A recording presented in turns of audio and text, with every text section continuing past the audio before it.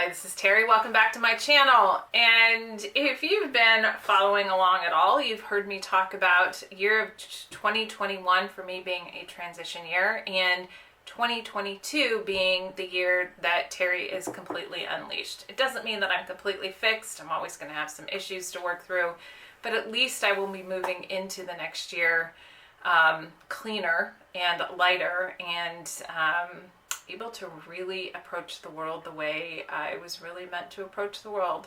It's not being judgmental about where I've been, but I've definitely had some cleanup to do this year. I had a fairly combative session with my therapist, poor Katie. I'm now seeing her every 2 weeks, and I was just having a particularly rough day. And at one point she said, "I know I'm being tough on you." And I was like, well, I was not being particularly, I don't know. Maybe I was being a little childish in the way that I was responding, but I've been noodling over a lot of things that we talked about, because we talked about things around communication and boundaries and expectations and all these things that I'm having to work on this year, which I absolutely could not be doing on my own. So I'm incredibly grateful that I have such a fantastic therapist in Katie, and that I have the luxury of even being able to afford one, because we know that that's not always, well, it's not covered by insurance. It's all out of pocket.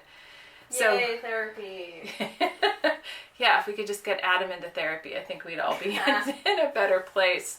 So that's a funny joke. So one of the areas, like boundaries. So with boundaries with me as a people pleaser, it's pretty tough, but it's not just about saying no. It's actually about, eliminating those things and those people, behaviors in my life that aren't necessarily healthy and in some cases toxic. It's also making sure that I'm saying yes to the right things and bringing the right things into my life. So there's been just some rough and uncomfortable things in not just in my relationship with my kids, but also with my husband and also with some friends. And it's been pretty crunchy the last, I would say, month or so around that, but I'm continuing to do it, and I think I'm making some pretty good progress. It also requires me defining what it is that I want and what I need, and then clearly communicating that and asking for it, or saying this works for me or this doesn't work for me.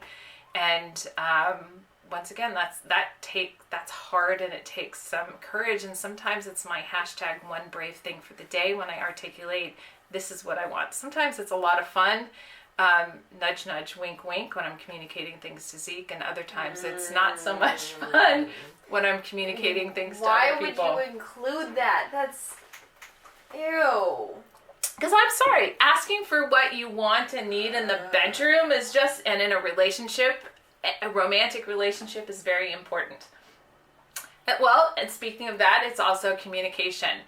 I am really actively working on making sure that I'm clearly communicating what it is I want and I need and how I'm feeling. I hate I statements. I hate it.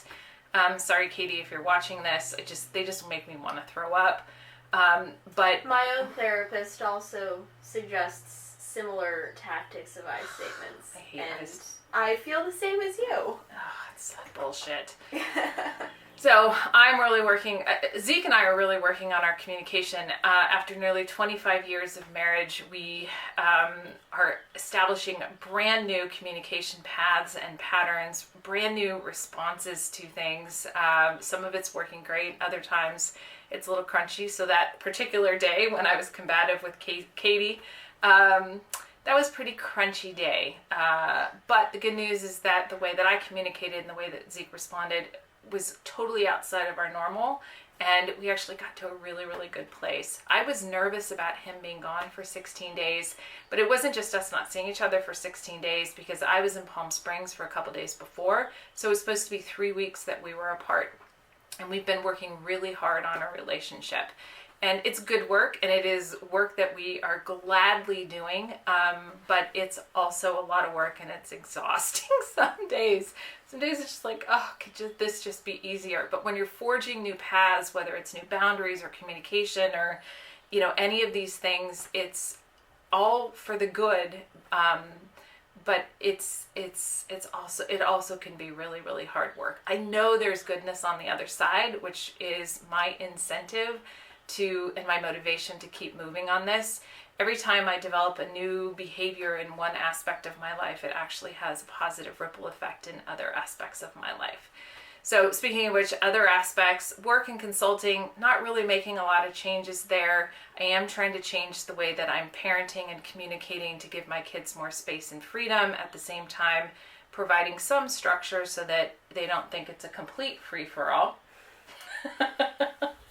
And then I'm also working with my friend Werner on leveling up with my my content creation and my midlife influencer role, and finding a way to really step that up. And I'm just thrilled as pie. I'll go ahead and put a link. I wrote a blog post because we worked through my purpose for that. And he also recorded videos, so I'll put a link into that as well. And the next thing we're going to work on are objectives and then personas and avatars, so I know who I'm targeting when I'm going through and doing all my content creation, including these videos and TikToks, etc. A lot of fun, but it's also a lot of... it's going to be uncomfortable because I'm going to be having to move outside of my comfort zone of just providing information, but I really want to level up and actually start generating some revenue from this. And so it's a matter of getting past my own insecurities regarding the value of what it is that I'm putting out into the world. So we'll see where that goes. All sorts of fun stuff. So as I said at the beginning, I'm really trying to operate very intentionally. I'm also trying to be lighter about the way that I'm operating in the world, and I was expecting some snark over here because I am such an intense person, but I'm trying to lighten up a little bit, not take everything so seriously. I know it's hard, but I think it'll end up being rewarding. And the good news is that every day, every moment, I have the opportunity to try something new, to practice, to learn from it. Sometimes in good ways and sometimes not so good ways, to be able to figure out how I want to be moving forward. So it's all good stuff, but as I said, change is hard, change is uncomfortable, and it takes work, and sometimes people respond to it, and sometimes people respond to it positively, and sometimes people don't. So any thoughts on that, Finn? I think you've articulated yourself pretty well. Okay.